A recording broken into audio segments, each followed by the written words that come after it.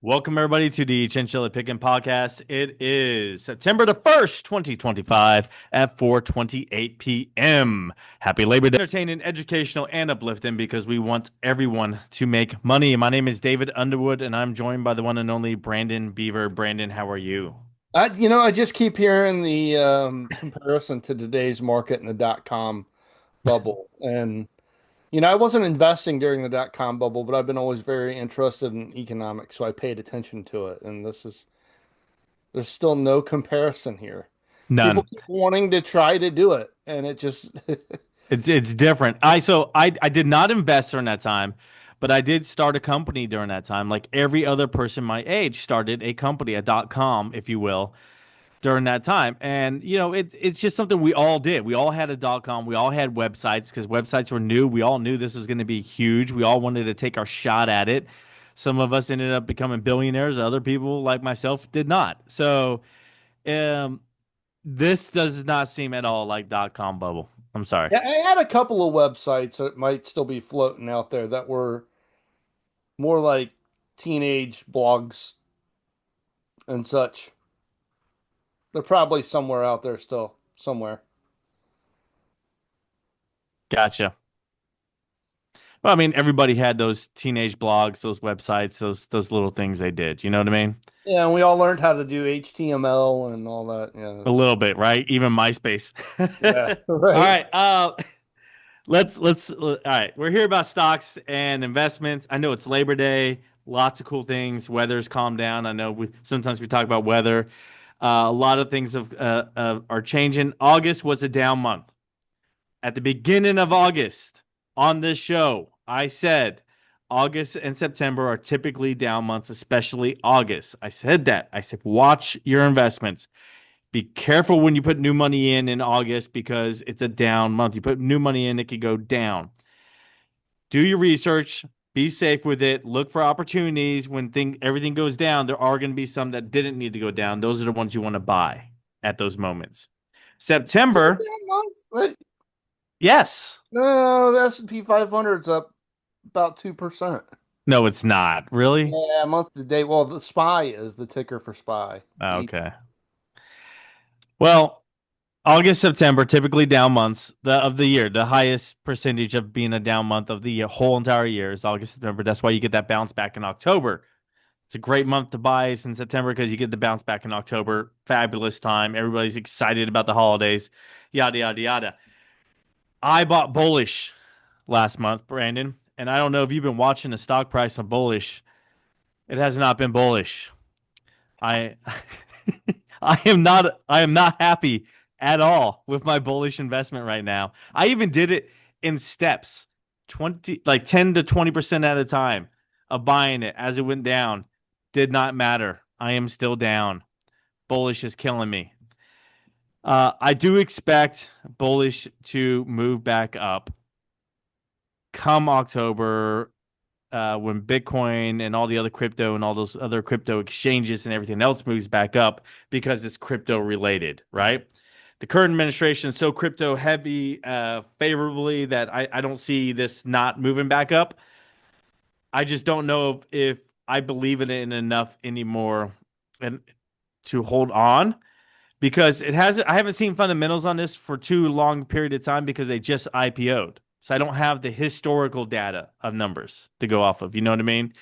And so I'm kind of going off of what they've given us when they IPO'd and then kind of just watching and reading different clips and news of here, there, and that now that they're a public company and they have to file different things, reading the different news. And I don't know. It's testing my confidence, Brandon, and I'm going to be honest with you, man. I might sell and take the loss.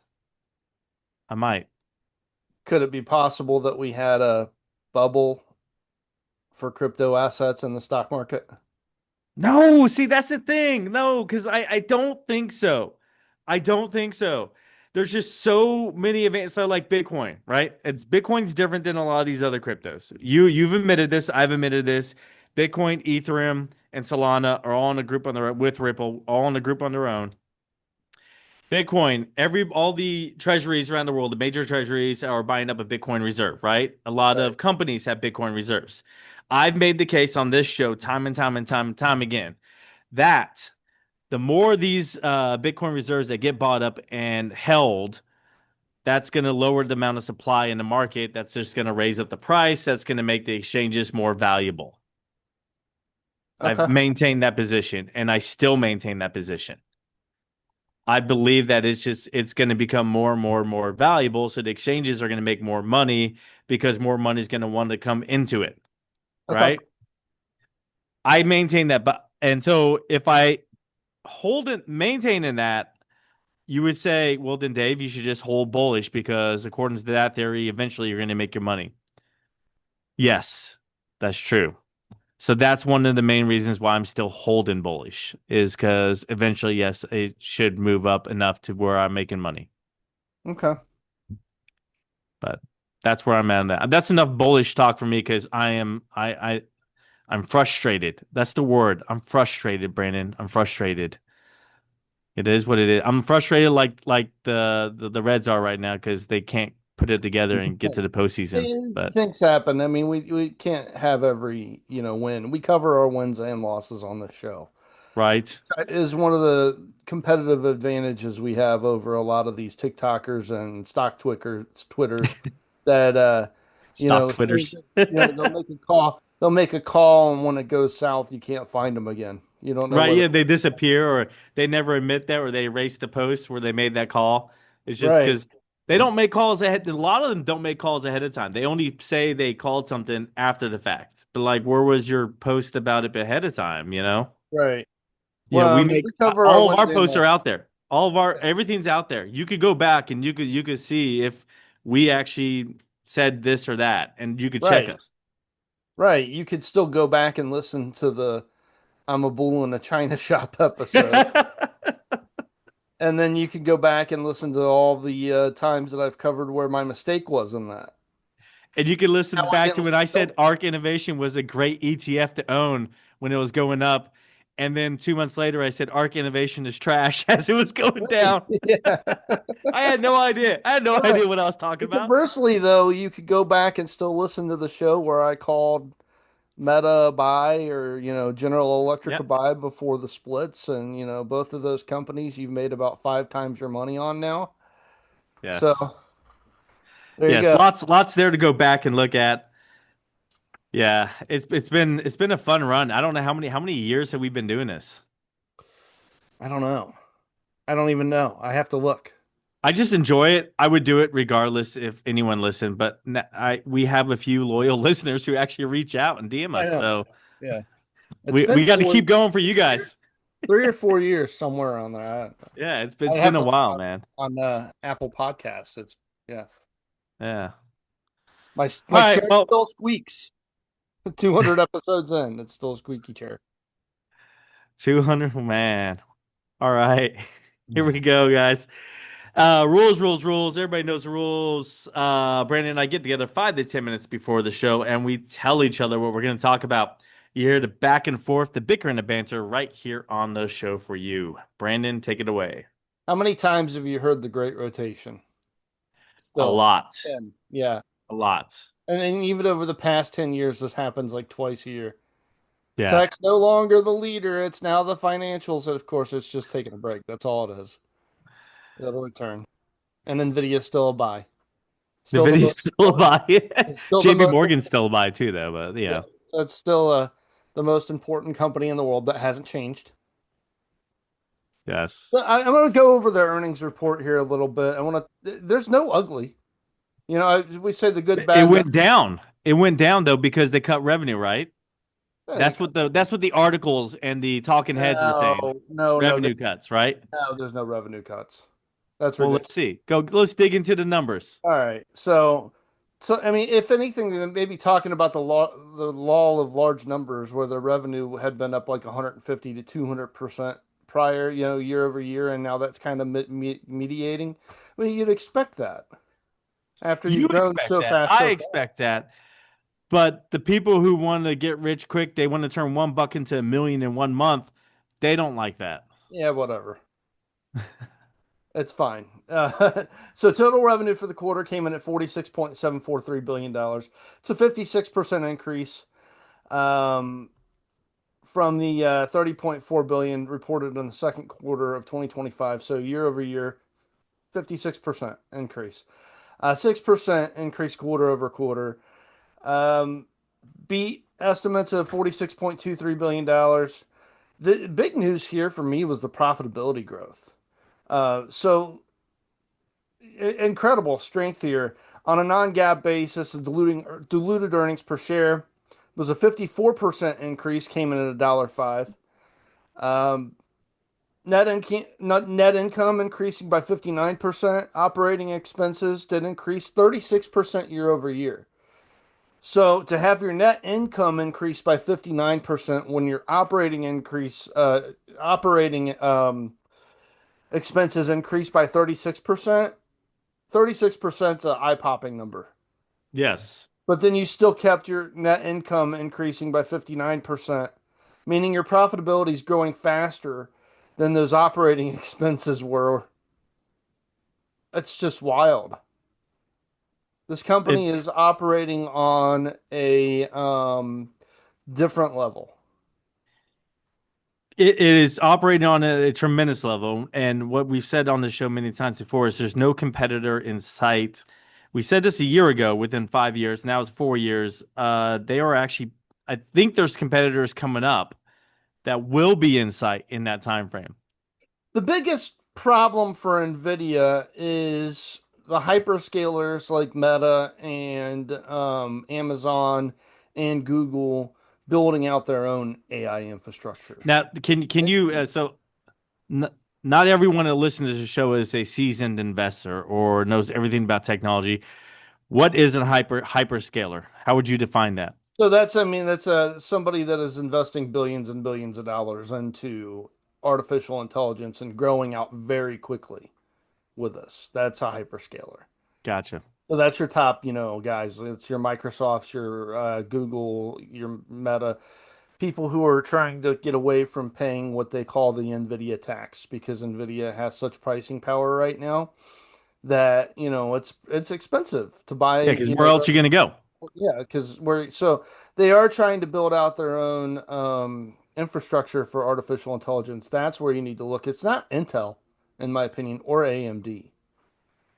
They've got too much of a moat here with what they call the full stack scale of offerings that they have for their companies, the software, the hardware, and the artificial intelligence all working hand in hand and being this CUDA software ecosystem for NVIDIA is just too impenetrable. It costs too much money to retrain developers to code differently to go with now a competitor like AMD or Intel.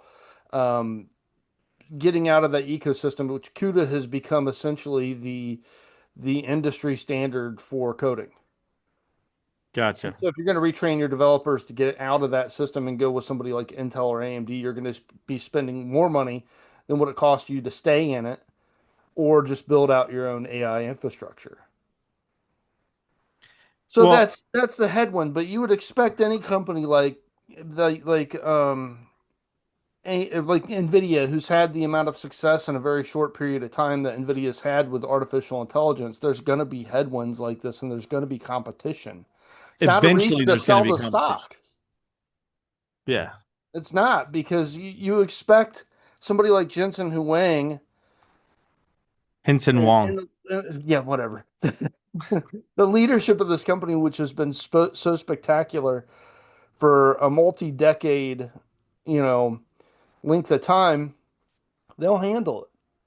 You Yeah. have to keep track of it as an investor to make sure that they are. I mean, like we lived through the Blockbuster fiasco.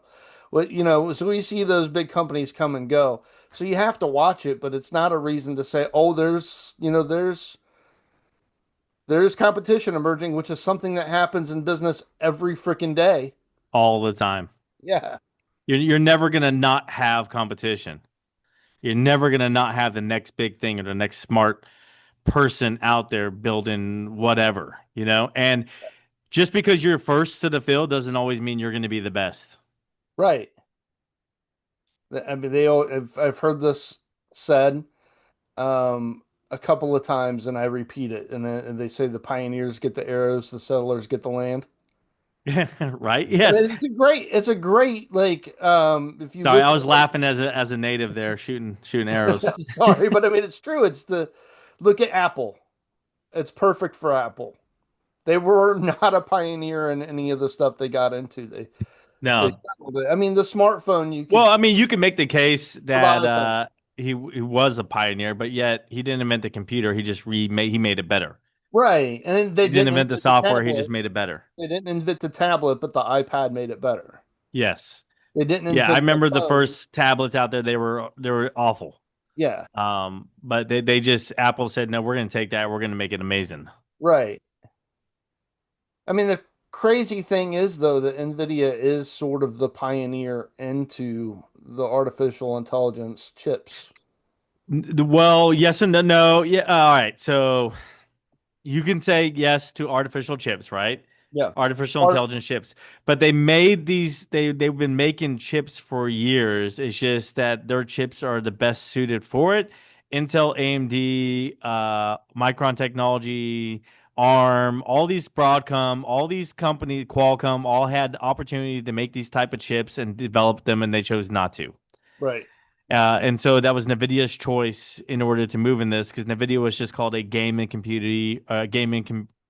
or a Bitcoin mining company because you had to use their graphic cards for all that. So all the gaming systems, VR headsets, everything uses Nvidia graphics cards because they're the best graphics cards. But you know, it was taking that graphic card technology and then using it for AI, Yeah. and that's Well, where their smartest move came out of. I mean, speaking of gaming, revenue up 49%. Really, That's that's year. surprising because people are moving away from consoles. Yeah. Well, I mean, they're going into the PC, which has got the Nvidia chips in That's them. true. It's true. Well, networking was up 46%. S- let's see what else. Data I was center. reading it. That I was was reading an kind of article. the big focus here was data center up 56% year over year. That was actually a little lower than analysts That were. was another. See, that was another headline, and I was going to go into like Abu Dhabi G42, which is a huge data center company in the Middle East, and they struck deals with Microsoft, Google, and all of them, and they've had a deal with Donald Trump as well, the current administration, on part of the terrorist deal with the nation, to have these data centers. They're trying to not use NVIDIA's chips as much as possible, which is weird, considering the deal that they signed in order to get all these done. But that's a signal that people are trying to move away, but they can't. Even Abu Right. Dhabi the G42 company, they can't move away from NVIDIA. They still have to use them, even though they don't want to. Right. So let's see how Nvidia responds to it. They're going to make it Right. easy for I think people to. But like, there's some catalysts coming up here too in the next like 2 years for Nvidia that I'm going to talk about here in the future that I think is going to make it next to impossible for people to move Well, away. there's a couple of startups that are out there that are trying to produce these chips. The problem is these startups do not have the infrastructure and supply chain in place, like NVIDIA, to produce chips at the mass and speed that NVIDIA can. And I mean, but they are able to start, beginning able to start to produce high quality chips, but Right. they don't have anything else built And, in. and they don't have the stack, that Nvidia always Yes. talks about the ecosystem. The quote unquote stack. Right. Yes. That costs as much as a house.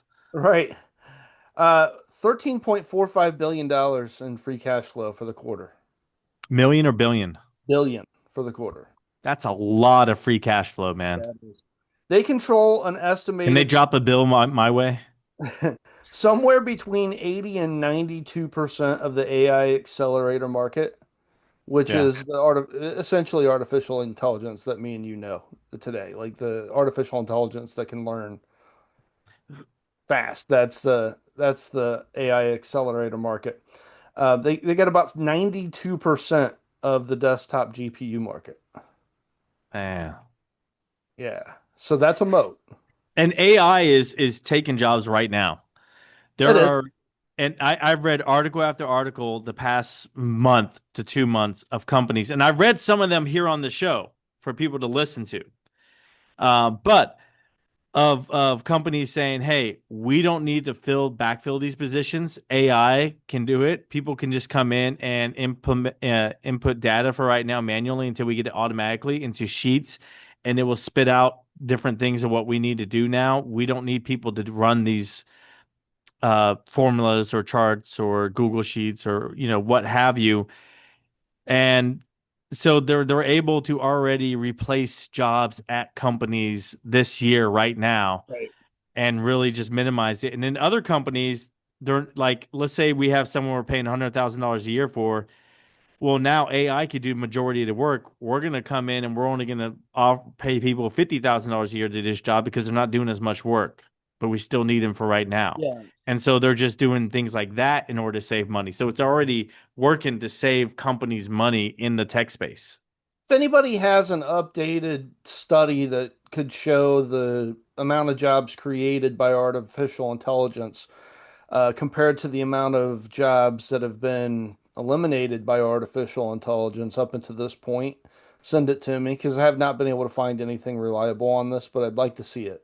And you're not, because if you're going to go to Google and ask them or ask AI for that, is AI going to give you the information that makes it look bad? It should. It should. Well, here's Let's ask the T1000 how to kill it. we're at the point right now, like where I just got what you said. You just it just I it just just hit you. connected. Yeah. So we're at a point right now where I mean I think the next couple of years is going to be both exciting and scary. It So is, because imagine AI and all these robots. So there's Asian companies that are producing these robots that can do warehouse work and other various activities, and then you have the American Tesla Optimus program and Boston was it Boston Robotics? yeah, I which think is a Dynamics. Nvidia customer. Yeah. Yeah, so both, I mean, you have those two big American companies that are also producing robots at extreme paces. Yeah, I said that right. But imagine putting AI in these individual robots. Now that's going to be crazy. Well, wait a minute. So second half of this year, Nvidia is going to release the Blackwell Ultra GPU. That's going to be 1.5 times faster than the base Blackwell model, which is currently the best one right now. So that's going to be 1.5 times faster. But following that, they're going to have the Rubin family of GPUs, slated for release in the second half of 2026. Projected performance is about 3 times faster than what we have right now. Then the Rubin Ultra GPU, scheduled for the second half of 2027, 14 times faster than what we have right now. Man, This is going to get crazier and 14 crazier times faster.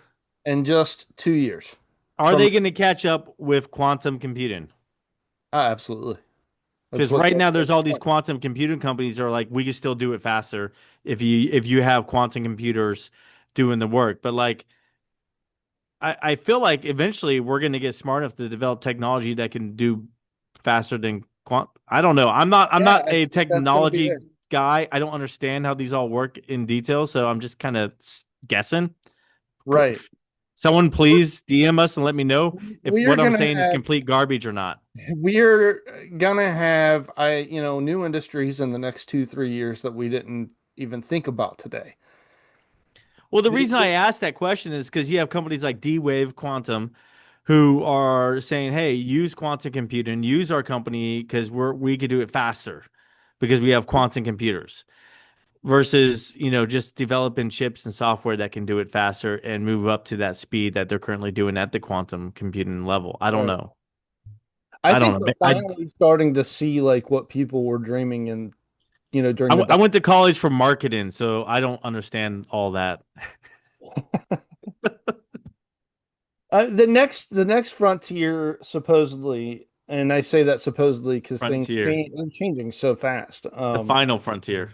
Yeah, it's going to be the physical AI robotics. It's artificial intelligence interacting with the real world. Um, Jetson Thor. is a program from Nvidia that's set up as part of the stack that enables robots to have real-time intelligent interactions with people in the physical world. That's been adopted by Boston Dynamics, a company you were just talking about. Amazon Robotics has adopted it as well from Nvidia. And they got another program called Cosmos. This was introduced in 2025. It's a World Foundation model platform specifically designed to advance physical artificial intelligence with new models, video data, processing pipelines for robots, autonomous vehicles, vision AI. This is being used by Uber and BYD, for example. Um, Gotcha. and then Drive Thor, that's a centralized car computer platform, also being used by BYD, Xpeng, Li Auto, and a few others in China. So I mean, you still see Nvidia doing deals in China. I think one of the things that kind of set people back was the fact that the H20 chips, we still haven't had a sale in China since the regulations that were announced, I think back in April. And then the Trump administration cut a deal with Nvidia and said, yeah, that okay, the government can get 15% of the revenue, then you can sell the H20 chips to China. But we still don't have H20 chips going to China right now, and there's nothing forecasted for Q3 either. So I think that, a lot of people are looking at that thinking like, oh yeah, we thought we were getting back into the China AI market, and it doesn't seem like we're going as fast as we'd want to go. Go ahead, Dave. Yeah, yeah. So they did all right. They did not include any China sales in their numbers and in their forecasting guidance. That is correct, but they do expect to have some. So it's just literally going to be icing on the cake when they report their numbers next quarter. Right. That's how I look at it. Yeah, the funny thing is in a way they've turned this to their advantage too because they had a $180 billion sale planned, I think it was for China, Yeah, and then that got pushed away, and then they sold it to somebody else for 650 billion. So they actually wound up making more. good for them, They right? didn't act. They said it was a customer outside of China, but they didn't mention who it was. Okay. So All right. I Cool. mean, yeah. So when It we wasn't talk you, was about the it? full stack, no, it was not me. So, what is the full stack? So, the full stack is the hardware, the system, that's the software and stuff, um, and the proprietary parallel computing platform called CUDA. That's the environment. That Cuda. full stack. And then also NVIDIA AI Enterprise would be in there, which is a suite of software that includes TensorRT. This is basically optimizing artificial intelligence and customizing it for whatever applications that you need. Which is There's crazy because also it's so many different applications you can have for this. right, right, and then they also offer the Omniverse, which is a simulation platform. Um, I mean, they have people locked in here. I don't see this changing. I still think that NVIDIA is going to be the central nervous system for this artificial intelligence revolution that we're just in the beginning innings of. There you go. All right, man. If you guys know anyone named John Connor right now, become friends. Nice. All right, moving on. Moving up and on. Couple things I want to bring up here. Since we're talking about chips and everything, I guess I could bring up those stories first, right? Yeah. I don't know. Maybe my computer will work, right? I blame Brandon. He didn't give me enough time to prep. I hear you. You there? Here we go. Yeah, There it okay. is. It's Go ahead. working now. BYD. So BYD reported earnings recently last week and shares in electric vehicle maker BYD. If you don't know BYD, this company, this is a Chinese company. They're the Chinese equivalent of Tesla, if you will. They reported earnings last week. Actually, the stock price slid on Monday because their quarterly profit fell for the first time in more than 3 years. And what they're saying is, analysts are saying its competitive advantage was being eroded by the Chinese government efforts to stop a price war. basically, I'll break it down and then I'll give you some numbers. The most 5-year-old version I could put down is that the Chinese government is being pressured to stop lowering the price of BYD by subsidizing it and subsidizing it and subsidizing it to have a lower price than everybody else in the world, which is fake because it's just being subsidized to the point that it's if BYD doesn't make a profit, I don't you're a horribly ran company. But the Chinese government's being pressured to stop doing that as much, and so they had to pull back, and so BYD missed on its profit, which tells me that all of its profit is actually just government subsidies, and if it lost all the government subsidies, it would be not making a profit; it would be negative, and it would lose money. Well, people said the same thing about Tesla for a long time too, and that Yeah, that's but what Tesla not anymore, not anymore. I know. But that's what makes this tricky. Those government subsidies kind of put the band-aid on a lot of issues, and you don't really know if this company can operate by itself or not. Correct. So the net profit at the world's biggest EV producer, which is BYD, and it's the world's biggest because I don't know if you're aware of this. There's almost 2 billion people in China. It tumbled 30% in the second quarter. That's eight to $895 million. That's how much it got down to. And this is the biggest EV producer in the world. Only made $890 million, not billion. That followed a quarter where they doubled their profit. So Hong Kong, it dropped 5% on the Hong Kong exchange, and after an 8% open, BYD has been aggressively growing, basically with the subsidies. Jeffries analysts said BYD's surprising underperformance stemmed from a confluence of lackluster sales momentum and structural headwinds eroding its once formidable competitive moat. Um, a lot of people were cutting their forecasts for BYD to reflect this. In short, here's another quote. In short, BYD's gravy train, fueled by scale, cost cuts, and tech leadership, has lost speed. And until it regains its momentum, underperformance looks likely. So everybody's just dogging them. City analysts said in a client note that they miss their consensus estimate of 7 to 9 billion won and their forecast of 10 billion won. They noted that the price cuts made during the period had failed to improve sales because they cut price on the actual product, so it didn't drive sales higher. And that BYD had paid a 1 billion won special incentive to dealers during that period to push out the product, and it wasn't. So a lot has gone wrong with BYD. They thought that if they just keep cutting the price of these cars, that people were just going to continue to buy them, and that wasn't the case. Um, it's just they need to change a number of things at BYD in order to turn this around. That was not a good quarter reporting. Hopefully, for their sake, it's just one quarter. They can make the changes. They could turn this around and fix it and put this back on the track that it was on, which was growth, growth, growth. I think they need to come up with a plan to get off government subsidy. Yeah, absolutely. I agree with you. And you're completely frozen right now. I can't hear anything you're saying or see you whatsoever. But I kind of want to piggyback off that a little bit and just talk about how, if you're Brandon? somebody yeah, can you hear me? Are you back yet? Are you there?